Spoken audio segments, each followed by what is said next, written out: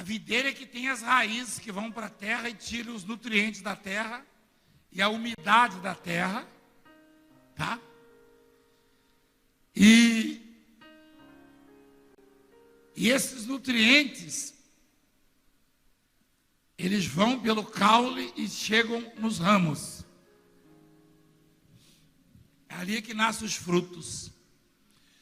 Os frutos são responsabilidade nossa, do ramo. Para você ter ideia, existe um processo de enxerto. Se você pegar um galho de laranja, um ramo de laranja, e enxertar no limoeiro, num pé de limão, ele não produz limão, ele produz laranja. Quem sabia disso? Ele produz laranja por causa do ramo, porque o fruto é do ramo. O fruto não é Deus que tem que dar, não é. Por isso que se o ramo, ele agrada a videira, se o ramo é bom, se o ramo, que o ramo é que faz a videira aparecer, tá? Se eu e você contribuirmos com a obra de Deus, com o Evangelho, tornarmos conhecido o nome de Jesus, aí, olha o que a palavra diz. Vamos lá, o texto. Eu sou a videira, vós os ramos. Quem permanece em mim e eu nele, esse dá muito fruto, né? Muito fruto. O que é um ramo dar muito fruto? Um ramo que dá muito fruto é aquele ramo que é muito abençoado. É aquele ramo que consegue realizar os seus projetos, seus desígnios, seus desejos. É aquele ramo trazendo para nós aquela pessoa que aonde vai, ela faz exalar o perfume de Cristo, ou seja, da videira, do tronco. E ela leva luz, tá? O ramo que dá muito fruto é aquele ramo que tem no coração a alegria da salvação. Alegria da salvação, tá? Deus quer fazer de você uma mulher que aonde pisar, as pessoas percebam a sua luz. É? Aonde você impuser as suas mãos, as pessoas vão sentir o poder de Deus através das suas mãos. Deus quer fazer de você um homem que consiga levar a cabo os seus projetos. Um homem que consiga crescer e como a árvore. Por exemplo, quem já ouviu falar do Nabucodonosor? Quem levantou ele, quem colocou ele de rei, você sabe? Foi Deus. E Deus fez dele na época o homem mais completo, mais abençoado, mais inteligente na época dele. E ele tornou a nação dele a principal. Tanto é que no sonho, Deus mostrou para ele uma árvore que crescia até o céu. Você lembra disso? De quem que Deus estava falando para ele no sonho? Dele mesmo, do Nabucodonosor. Deus estava dizendo assim, ó, ele viu no sonho uma árvore que crescia até o céu. E todas as aves se aninhavam nela e os animais comiam embaixo dela. Ou seja, Nabucodonosor foi o homem. Quando as pessoas falam, e a Bíblia fala que Salomão teve a maior sabedoria e a maior riqueza, o Nabucodonosor, ele conseguiu que o mundo inteiro dependesse do governo dele, do alimento do país dele. Deus o fez assim. Até entrar nele a vaidade, o orgulho, a prepotência. E ele então foi envergonhado e passou a ser um animal qualquer, comendo capim. até cair em si, e Deus devolveu o reino para ele. Mas, só para você ter ideia, um ramo que dá muito fruto, é um ramo tipo Nabucodonosor, antes da vaidade, antes do orgulho, antes da prepotência, da soberba. E eu sou pequeno, eu tenho muitos defeitos, mas quando o bispo me disse, a igreja está lotada e o povo achava que o senhor ia lá, eu, na minha insignificância, porque eu sei que eu não sou nada, o que acontece de bom na vida de vocês vem de Deus, ainda que através da minha vida, mas é genuinamente de Deus. Eu não sou nada, eu tenho tristezas como vocês têm às vezes, eu sinto humilhação às vezes, eu sou humilhado também, e quando alguém fala você sabe que nas redes sociais e imprensa, eles têm ciúmes do que Deus me deu e me maltratam bastante. Ainda bem que Deus revela a vocês outras coisas e mostra os frutos. Então, o que Deus quer fazer de você, de mim, de nós? Homens e mulheres que possam dar frutos. E para que é o fruto, você sabe? O fruto é para quê? O fruto é para enfeitar a árvore, é isso? O fruto tem alguma serventia, alguma utilidade? Alguém comeu alguma fruta hoje, um fruto hoje já? Uma maçã, uma laranja, uma banana, uma pera, um tomate? O fruto, ele é para alimentar. Quem sabia disso? O fruto é para alimentar, tá? Quem já viu uma mangueira cheia de mangas? Eu posso dizer que aquela árvore estava cheia de frutos, é isso? Sim ou não? Sim. Quem já viu uma manga madura caindo de uma mangueira? Aí na sua frente a mangueira se curvou e comeu aquela manga. Não? Mas o fruto é dela. Ah, entendi. Então, a árvore produz fruto, mas não é para ela. Eu sou um ramo que eu produzo fruto para os outros. Deus, na vontade dele, eventualmente pega algum resultado desse fruto e coloca na minha vida e na minha família. Mas eu não posso produzir frutos para mim, você está entendendo? Os pastores estão entendendo, os bispos? Quando o ramo quer dar o fruto para ele é um ramo egoísta, egocêntrico. Então Nabucodonosor era um ramo extraordinário. E ele dava muito fruto para muita gente, até de outras nações. Muitos dependiam dele. Um dia ele viu o palácio assim e falou assim: eu construí para a minha própria glória, ou seja, o fruto que eu produzi foi para mim. Ele falou isso aí. Falou ou não falou? Aí Deus falou: então você não vai produzir mais. Quando o ramo, ele começa a pensar que o fruto é para ele, não. O fruto que eu produzo não é para mim, é para vocês. Presta atenção. Por isso eu vim aqui agora. Eu estou cansado, eu não almocei, eu já trabalhei muito hoje. Mas quando Deus me mandou vir aqui, através do bispo, que falou, tem uma multidão te esperando lá para o Senhor abençoar. E se eu produzir fruto como esses, Deus vai me nutrir e me limpar, porque olha o que diz o texto sagrado. Olha o que diz o texto, João capítulo 15. Todo ramo, olha lá. Quem permanece em mim e eu nele, esse dá o que, igreja? Muito. Porque sem mim nada podeis fazer. Imagina se eu vou bater no peito e falar, eu curei fulano. Você já viu o apóstolo falar que o apóstolo curou esse ou aquele?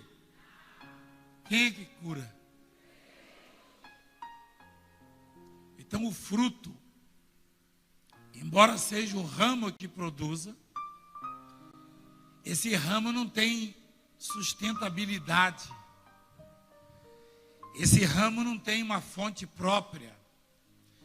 Ele tira os nutrientes da videira. Eu e você somos ramos que dependemos de uma árvore que se chama Jesus Cristo. Jesus Cristo.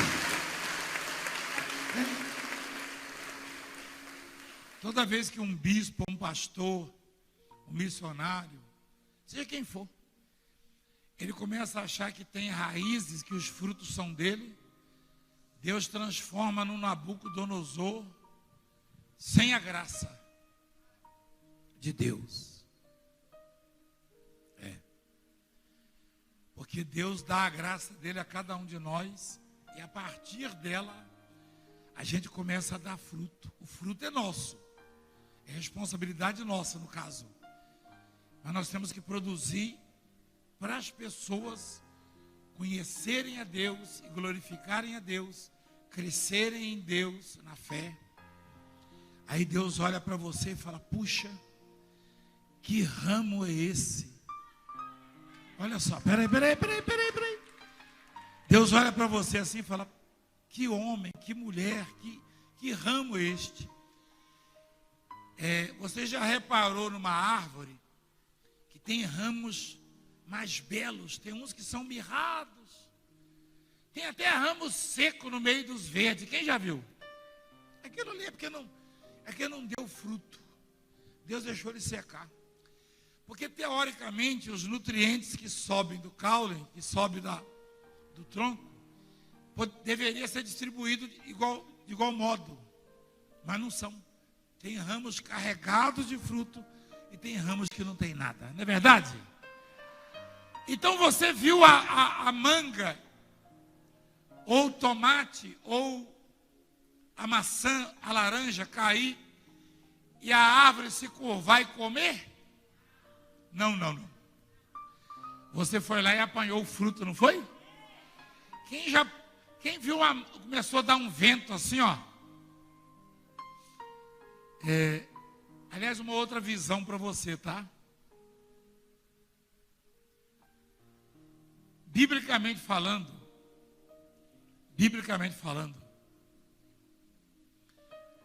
o vento ele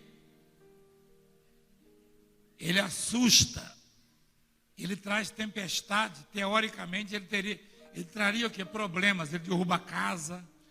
Você lembra que Jesus falou que quem confia nele, ele compara o homem prudente edificou a casa na rocha, veio o vento, lembra? Lembra que o vento também varria o barco e Jesus andou sobre as águas e salvou os discípulos? Lembra? No próprio navio do apóstolo Paulo, o vento levou para outro rumo. Vamos lá. Você estava perto da árvore e caiu um fruto. Você sabe por que ele caiu? Por causa do vento. Esse fruto não estava na árvore, ele estava no ramo. Não é a árvore que dá fruto, é o ramo. Aí, ele caiu. Aí você foi lá e o apanhou e comeu, é isso? A coisa é tão extraordinária que o vento, que o ramo que está na videira, a mulher de Deus ou o homem de Deus que está em Cristo, até o contratempo, até o tempo ruim, porque quando está ventando é tempo ruim, até aquilo que era para dar errado dá certo. O vento não vai te prejudicar, o vento vai fazer o seu fruto alimentar alguém. Vai fazer o seu fruto alimentar alguém. Ou seja, você que veio hoje aqui, ou que me ouve em algum lugar, que está passando dificuldades, ventos contrários, fortes, vai sair alguma coisa extraordinária da sua vida e vai abençoar alguém. Isso não dá para anular, porque é palavra de Deus, não é minha. Você já viu muitos frutos caindo de árvore porque estava ventando? Quer dizer, o ramo, até o vento, até aquilo que era para dar errado, vai dar certo na sua vida. Mas qual é a recomendação bíblica? Qual é o ensinamento? Qual é a palavra? Vamos lá, mostra lá, João 15, 6 agora, né? É isso? Se alguém não permanecer em mim, será o quê? Está vendo? A semelhança do ramo. E secará. Se você corta um ramo da árvore, o que acontece com ele? Por que ele seca? Porque ele não tem raiz. Ele não tem. Ele depende da videira. Deus não vai limitar você. Deus não vai botar uma barreira para impedir o seu crescimento, pelo contrário. O que Deus quer é que você realize todos os seus sonhos. Mas você tem que permanecer nele. E isto na humildade, na fidelidade, no temor, no caráter, na conduta, tá? E aí ele diz assim, versículo 6, ó. E o apanho, lança no fogo e o queimam. Se permanecerdes em mim, isso é para nós, ramos, ó. E as minhas palavras permanecerem em vós, pedireis alguma coisa. Uma coisa. Ah, não, desculpa. Chega da minha idade assim para enxergar, né, de perto. Brincadeira.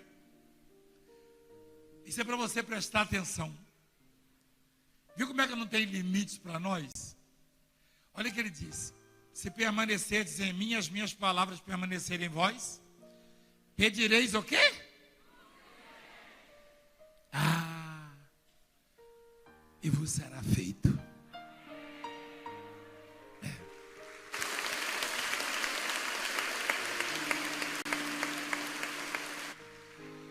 Tem alguma coisa que o seu coraçãozinho está pedindo.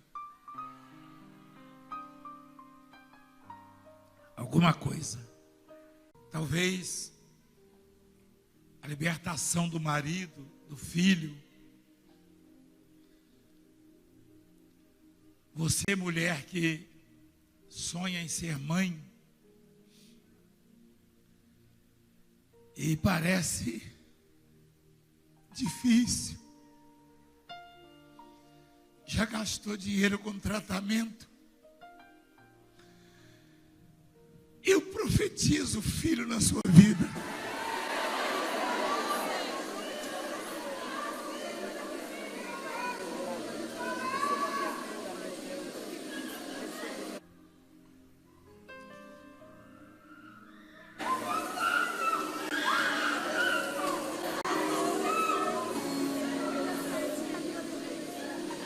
Quando você vê alguém manifestando assim numa palavra dessa, porque o demônio é que estava impedindo essa pessoa.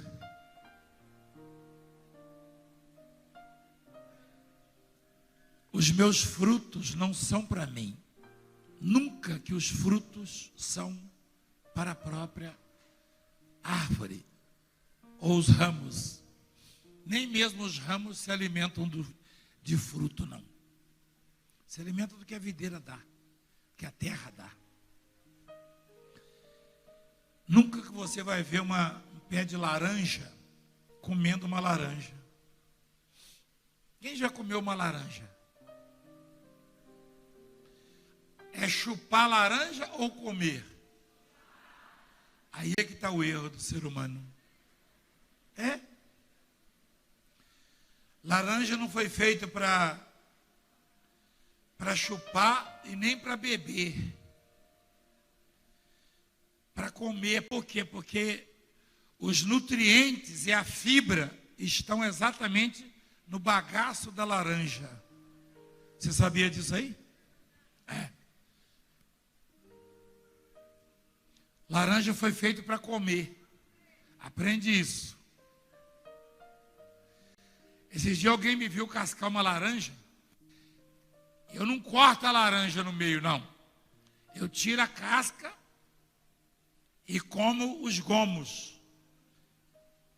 É mais fácil também. Você faz assim e pronto. É muito mais fácil extrair os nutrientes da laranja. Corta em cruz a laranja, abre e come. Você vai ver a diferença. Aí o outro fica lá lutando, espremendo e não sei o que, não sei o que. Não, não é assim. Não é assim. A laranja, ela tem açúcares, que é a frutose. Ela tem vitaminas. E ela tem fibra.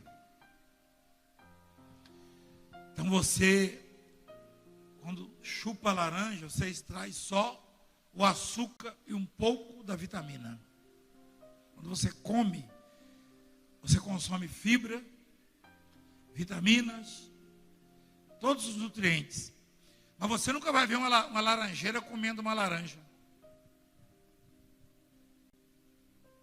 Porque ela não produz para ela, não, ela produz laranja para você, para nós. Você sabia disso, né? É. Dá até dó, né? Você vê um... Aqui tem abacate? Quem conhece abacate? Você vê um pé de abacate cheio de abacate. Ele não come nenhum. É para nós. O que Deus sugere com isso? Que o homem não seja egoísta, egocêntrico. Quanto mais você pensar nos outros, mais Deus vai acrescentar na sua vida.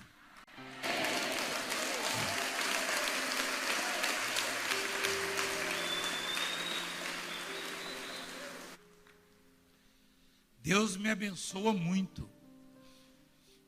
Esses dias eu mostrei um bebezinho leproso querendo arrancar o rosto, que não dormia. Quem viu isso aí? Você viu como a mãe voltou com ele dormindo, só tinha as marcas? Quem viu? Então, são os frutos. Deus tem me dado muito, igreja. Tá certo que eu sou muito machucado também, maltratado, porque o tanto que Deus me deu, se eu não apanhasse, se eu não sofresse, a soberba poderia entrar, como foi falado para o apóstolo Paulo. Ele pediu que Deus afastasse, tirasse da vida dele aquele espinho, né? Aí Jesus falou: a minha graça te basta. E ele foi claro, Deus deixou, porque senão ele ia falar: eu sou o maior apóstolo, eu sou não sei o quê. Ninguém é maior coisa nenhuma, o maior é Deus. Amém? É. E eu queria dizer a vocês que a ordem, o legado, a promessa não é de homem, é de Jesus Cristo. Se permanecerdes em mim, o diabo já, desculpa a expressão, o diabo já cutucou alguns: sai daqui, esse bispo é chato, esse pastor é isso, esse não é o quê, esse é obreiro. Não dá ouvido, não. Deus te trouxe para cá, Deus te viu lutando, talvez como uma ovelha sem pastor,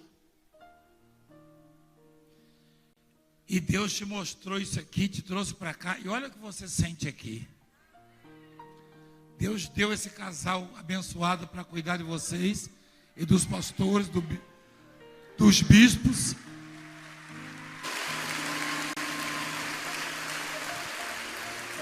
Eu disse a ele, eu disse ao bispo Rildo, nós temos muitos bispos abençoados nessa obra, mas que nenhum deles ainda recebeu isso aqui que Deus deu a ele. Nenhum.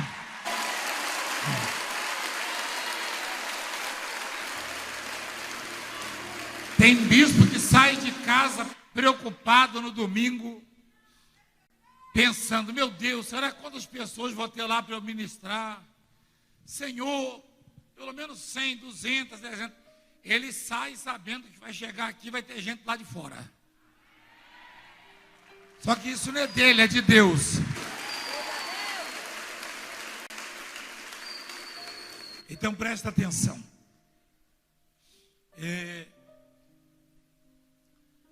A árvore, ela tem raízes, mas não é ela quem produz o próprio alimento. Mas a árvore não é Jesus? É, mas acima de Jesus ainda tem alguém. Quem sabia? Ele disse isso, o Pai. Ele diz, o Pai é quem faz as suas obras. O Pai é quem prescreve o que eu vou falar. A glória do Pai.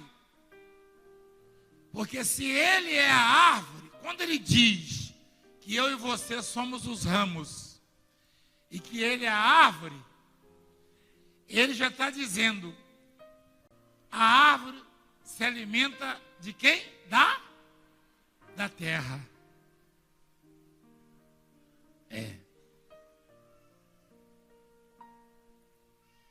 Então, foi dado o poder, a herança ao Filho, Jesus Cristo. Mas Ele não abre mão de ser sustentado pelo Pai. Quando Ele estava na cruz, o sofrimento era tão grande. Em algum momento assim, por alguns instantes, o Pai não conseguiu olhar para Ele. Ele absorveu as minhas dores, as suas. Ele encarnou, ele foi feito pecado por nós. Ele absorveu todas as nossas derrotas e maldições. Na verdade, ele se fez maldição por nossa causa. E quando o Pai não conseguiu olhar, doeu o coração do Pai, Jesus sentiu na hora. Uma pessoa sente quando Deus não está olhando para ela, está triste com ela. Quando Deus se entristece com alguém, essa pessoa se torna também muito triste, muito vazia. O Davi sentiu isso, ele orou e falou, Senhor, torna a dar-me a alegria da sua salvação. O mundo entristece a gente. Mas a tristeza do mundo não nos abate, porque nós temos a alegria da salvação. Não é verdade?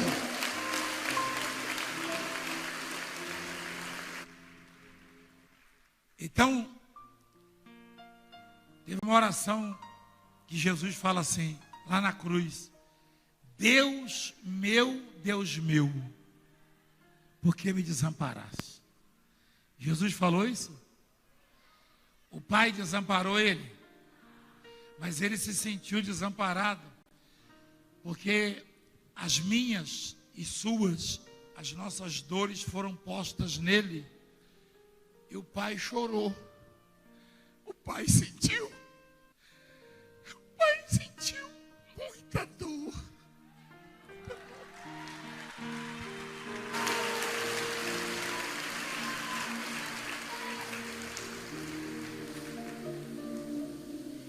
Conseguiu olhar para ele, agonizando.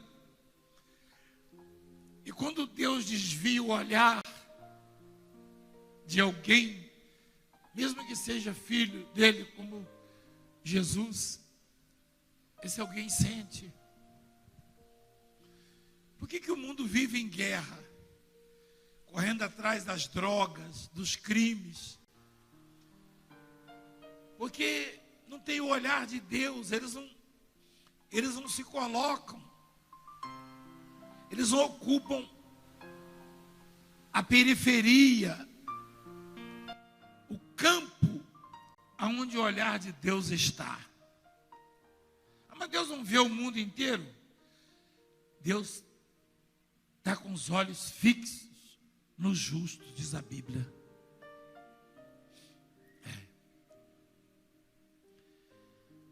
E Deus anda pelo caminho da justiça, diz a Bíblia. Você entende o que eu estou falando? Então,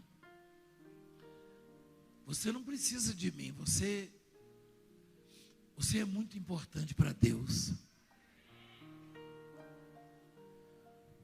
Você pode estar onde estiver, se você orar, Deus vai te ouvir. Mas Deus te deu essa casa para você ouvir isso que você está ouvindo e receber isso que você está recebendo. Você quer um conselho? Isso não é por minha causa, não. Mas eu nunca senti por aí o que eu sinto nesta obra, nessa casa. Eu acho que você também. Eu sei que tem gente aqui que foi convidada hoje, veio de outra denominação, que está pensando assim, puxa, o ensinamento de Deus, ele flui assim, ele vem como se fosse fácil, né? Você acha que eu tenho dificuldade para ensinar as pessoas? Não. Mas você acha que eu já vim para cá com essas palavras aqui para falar para vocês? Também não. Então por que eu vou beber de uma fonte que está seca? Eu vou tentar beber de uma fonte quando seca só fica lama e patógenos e bactérias mortíferas, micróbios. Se eu tenho a fonte de água viva, se eu vejo a fonte das águas vivas nesse ministério chamado Igreja Mundial do Poder de Deus. Por quê?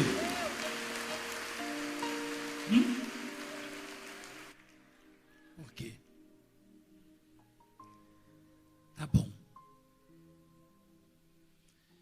Eu sacrifiquei o meu almoço para estar aqui com vocês. Espero que você me leve para almoçar.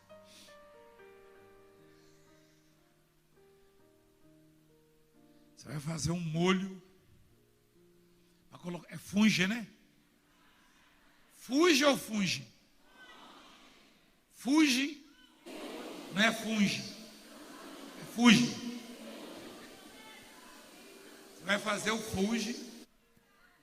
Você sabe fazer? Quem sabe? Quase nem. Quem já viu o apóstolo cozinhando lá no YouTube? Quem já viu?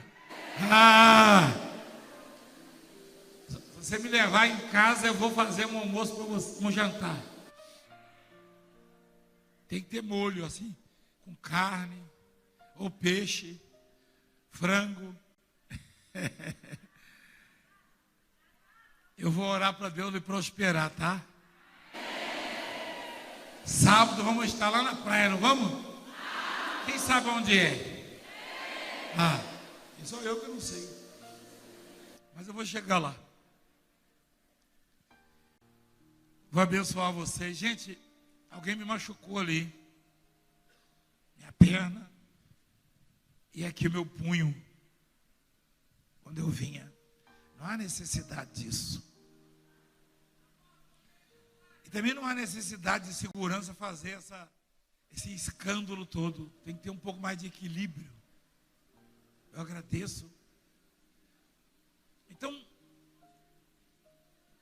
alguém machucou a minha perna direita, está até inchada, ó. Machucou mesmo ali. E machucou meu braço, meu punho. Aí eu queria pedir a vocês que se contessem, porque eu sou um homem como vocês. Eu não sou Deus. O Deus de quem eu falo está já na sua vida hoje. Amém?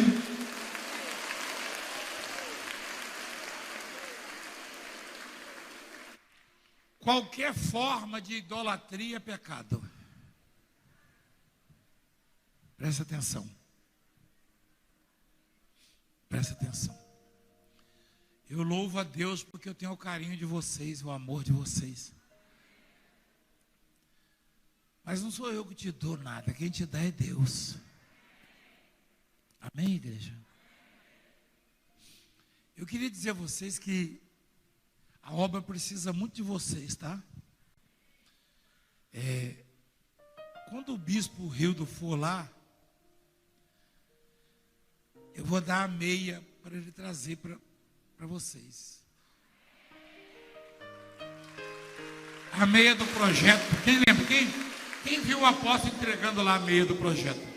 Quem que desejou ter a sua também? Ele vai trazer, tá? Vai abençoar, vamos abençoar. E você vai ser uma das colunas, grandes colunas da obra. Vai contribuir, seja fiel a Deus. Tudo que Deus lhe desse é para o dízimo. O dízimo é o quê? Quanto que é o dízimo? É 10%. Está escrito na Bíblia? Tá.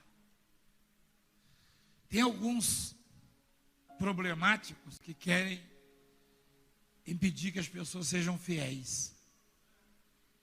Aí fala que é coisa do Velho Testamento. Jesus disse aos fariseus que eram dizimistas, eles davam o dízimo do cominho, do hortelã e de outras hortaliças, mas eles não eram justos. Adianta ser dizimista e não buscar a justiça de Deus? Não. Ter mágoa no coração? Hein? Não. Ser egoísta? E Jesus foi tão claro quando os chamou de hipócritas e disse que eles deveriam fazer essas coisas, ou seja, devolver o dízimo, sem omitir as outras. Não é assim que está escrito? Devias, porém, fazer essas coisas, devolver o dízimo do hortelã, da azeitona, de tudo, sem omitir aquelas. Só que o ladrão, e tem muito pastor, pregador, que quer fazer a Bíblia dele, né? Quando ele diz, devias fazer essas coisas sem omitir as outras, quer dizer, você deve ser dizimista, mas também ser justo. Mas aí eles querem abolir. E eles não são cegos, eles estão vendo isso aí. E são pessoas que conhecem a gramática. Então, se eles tropeçassem na gramática, tudo bem. Mas eles conhecem. Eles querem ser doutores de teologia. Quando a Bíblia diz devias fazer essas coisas, está falando deve dar o dízimo. E não omitir aquelas, não cancelar a justiça, o temor, a fidelidade em outros sentidos também, em outros aspectos. Amém?